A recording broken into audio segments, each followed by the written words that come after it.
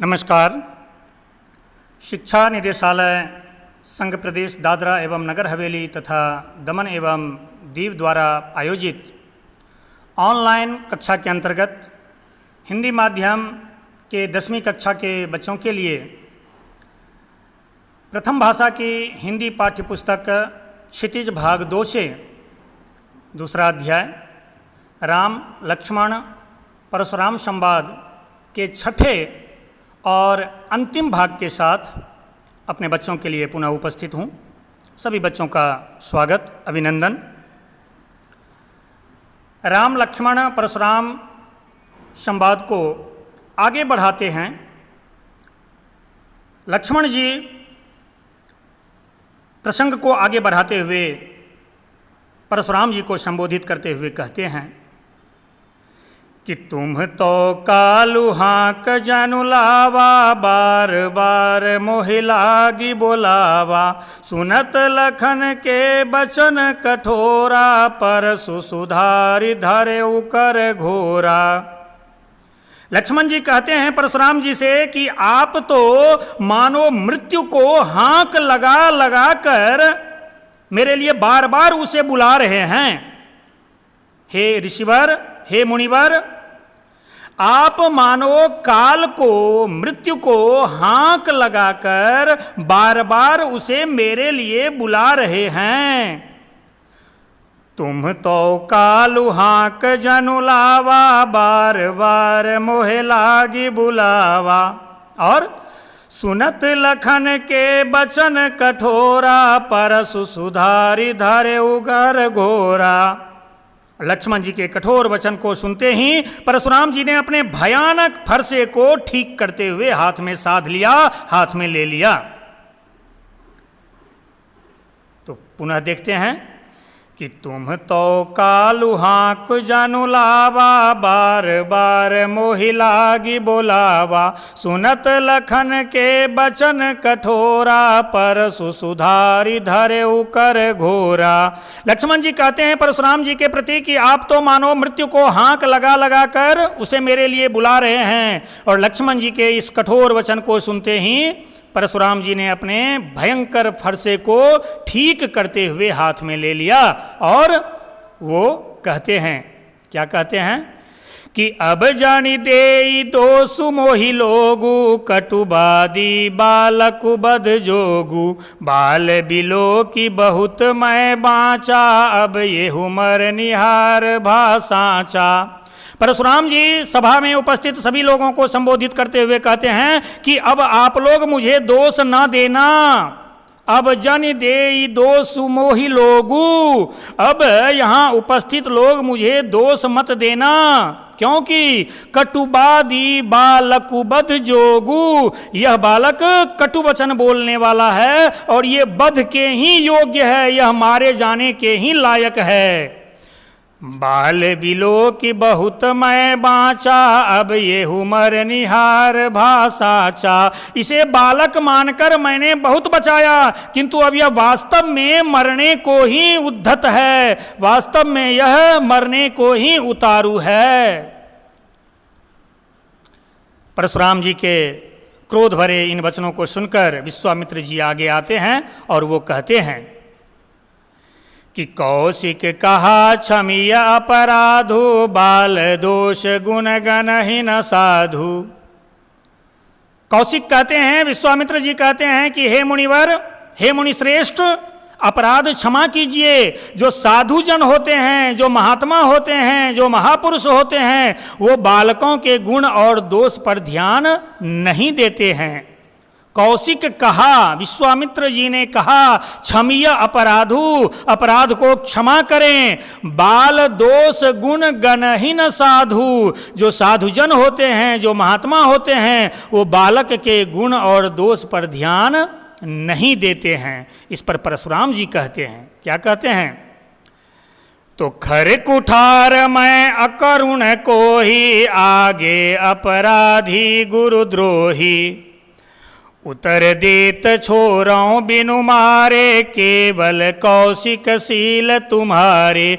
न त यही काटी कुठार कठोरे, गुरु ही उरी न होते हूँ श्रम थोरे। विश्वामित्र जी के वचनों को सुनकर परशुराम जी कहते हैं कि खर कुठार मैं अकुरुण को ही, और आगे अपराधी गुरुद्रोही। उतर देत छोरों बिनु मारे, केवल कौशिक शील तुम्हारे।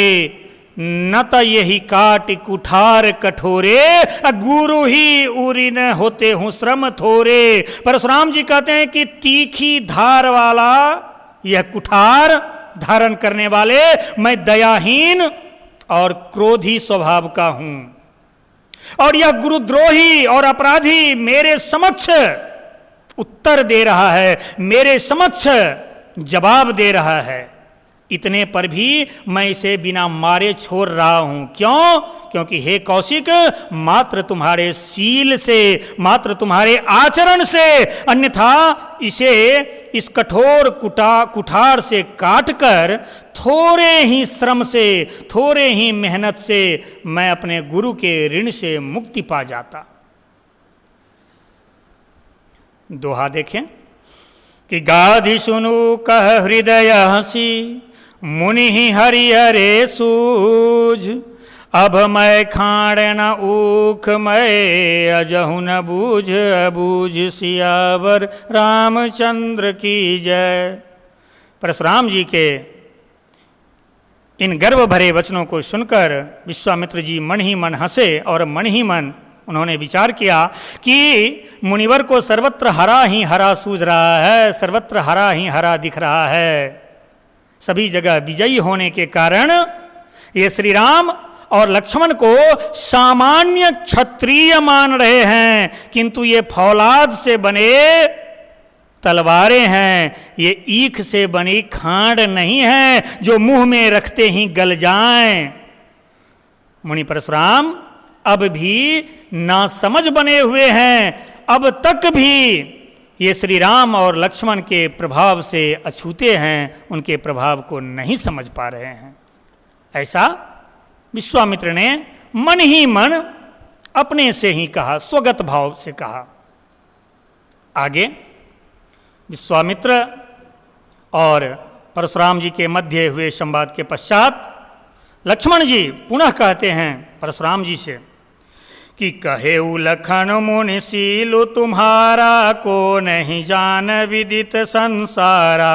मात पिता ही उरिन भयनी के, गुरु रिनु रहा सोच बर जी के। लक्ष्मण ने कहा कि हे मुनिवर, आपके शील, आपके चरित्र, आपके पराक्रम को कौन नहीं जानता। कहे लखन मुनि शील तुम्हारा, को नहीं जान विदित संसारा। लक्ष्मण ने कहा हे मुनिवर, हे ऋषिवर, आपके शील, आपके स्वभाव, आपके प्रकृति, आपकी वीरता को कौन नहीं जानता। वह तो संसार भर में प्रसिद्ध है। और मात पिता ही उरिन भयनी के, गुरु रिनु रहा सोचु बर जी के। आप अपने माता पिता से तो अच्छी तरह उरिन हो ही गए हैं, अब रहा गुरु के ऋण का प्रश्न, जिसको लेकर आपके मन में बड़ी चिंता है। तो सो जनु हमरे ही माथे काढ़ा, दिन चली गए ब्याज बर बाढ़ा। अब आनिय व्यवहारिय बोली, तुरत देऊ मैं थैली खोली। आप अपने माता पिता से तो अच्छी तरह उऋण हो ही गए हैं, अब रहा गुरु का ऋण, जिसको लेकर आपके मन में बड़ी चिंता है। तो वह मानो हमारे ही मत्थे आपने लिया था, हमारे ही भरोसे आपने अपने गुरु से ऋण लिया था, और बहुत दिन बीत गए, गुरु ऋण का ब्याज भी बहुत चढ़ गया होगा। तो अब किसी हिसाब किताब करने वाले को बुला लाइए, मैं तुरंत थैली खोलकर आपका गुरु ऋण चुका दूं। यहां लक्ष्मण व्यंग पूर्वक, व्यंग शैली में परशुराम जी को और क्रोधित करते हैं और विचलित करते हैं कि कहे लखन मुनिशील तुम्हारा, को नहीं जान विदित संसारा। मात पित ही उरी न भयनी के, गुरु रिनु रहा सोच बर जी के। सो जनु हमारे ही माथे काढ़ा, दिन चली गए ब्याज बर बाढ़ा। अब आनिय व्यवहारिया बोली, तुरत दे मैं थैली खोली। लक्ष्मण जी कहते हैं, हे मुनिवर, आपके शील को कौन नहीं जानता, आपके प्रकृति को कौन नहीं जानता, वह तो संसार भर में प्रसिद्ध है। आप अपने माता पिता से तो अच्छी तरह उऋण हो ही गए हैं, अब रहा गुरु के ऋण का प्रश्न, जिसको लेकर आपके मन में बड़ी चिंता है। तो वह गुरु ऋण मानो आपने हमारे मत्थे ही लिया था, हमारे ही भरोसे लिया था।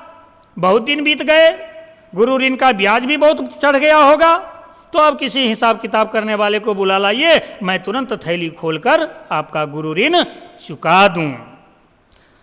लक्ष्मण जी के इस व्यंग्यपूर्ण कठोर वचन को सुनकर परशुराम जी ने कुठार संभालते हुए कहा कि सुनि कटु बचन कुठार सुधारा, हाय हाय सब सभा पुकारा। भृगुबर परसु देखा बहु मोही, विप्र विचारि बचौ नृपद्रोही। मिले न कबहु सुभटरन गाढ़े, द्विज देवता घर ही के बाढ़े। अनुचित कही सब लोग पुकारे, रघुपति शयन ही लखनु ने वारे। सुनि कटु बचन कुठार सुधारा, और हाय हाय सब सभा पुकारा। लक्ष्मण जी के व्यंग्यपूर्ण कठोर वचन को सुनकर परशुराम जी ने कुठार संभाल लिया, और पूरी सभा हाय हाय करके पुकार उठी। लक्ष्मण जी आगे कहते हैं कि भृगुबर परसु देखा बहु मोही, विप्र विचारि बचौ नृपद्रोही। लक्ष्मण जी कहते हैं कि हे भृगुश्रेष्ठ, हे भृगुवंशी, आप मुझे फरसा दिखा रहे हैं, किंतु हे नृप शत्रु, हे राजाओं के शत्रु, मैं आपको ब्राह्मण मानकर बचा रहा हूं। भृगुबर परसु देखा बहु मोही, हे भृगुबर, आप मुझे फरसा दिखा रहे हैं, किंतु विप्र विचारि बचौ नृपद्रोही, किंतु हे राजाओं के द्रोही, हे नृप शत्रु, मैं आपको ब्राह्मण मानकर आपको बचा रहा हूं। मिले न कबहु सुभटरन गाढ़े, द्विज देवता घर ही के बाढ़े। आपको कभी रणधीर, बलवान और वीर नहीं मिले होंगे। मिले न कबहु सुभटरन गाढ़े। हे भृगुवंशी, हे भृगुश्रेष्ठ, आपको कभी रणधीर, बलवान, वीर नहीं मिले होंगे। हे ब्राह्मण देवता, आप अपने घर में ही बड़े हैं, आप अपने घर के ही शेर हैं। और जब लक्ष्मण जी ने इन वचनों से परशुराम जी को संबोधित किया, तो अनुचित कही सब लोग पुकारे, रघुपति शयन ही लखनु ने वारे। यह सुनकर सब लोग अनुचित है, अनुचित है, अनुचित है ऐसा कहकर पुकार उठे। बात को आगे बढ़ते देख तब श्री रघुनाथ जी ने आंख के इशारे से लक्ष्मण जी को रोक लिया और अंतिम दोहा कि लखन उतर आहुति सरिस, भृगुबर को पुकृषाणु। बढ़त देखी जल सम वचन, बोले रघुकुल भानु सियावर रामचंद्र की जय। लक्ष्मण जी के उत्तर से आहुति समान, लक्ष्मण जी के उत्तर से क्रोधाग्नि में तपे हुए परशुराम जी के क्रोध रूपी अग्नि को बढ़ते देखकर रघुवंश के सूर्य, भानुवंश के सूर्य श्री रामचंद्र जी ने जल के समान शीतल वचन में लक्ष्मण जी से कहा। तो इस पाठ में इतना ही अंश है। उम्मीद है कि आपने अच्छी तरह पाठ के चौपाई और दोहे के भावार्थ को जाना होगा, समझा होगा। अब आप पाठ के प्रश्नोत्तर को देखें, प्रश्नों का हल करें।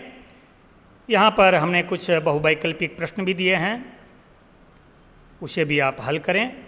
यदि मन में कोई शंका होगी तो कक्षा में प्रत्यक्ष मिलने पर मैं पुनः इस पाठ के साथ आपके सभी शंकाओं का समाधान करूंगा। तब तक के लिए आप सभी को धन्यवाद।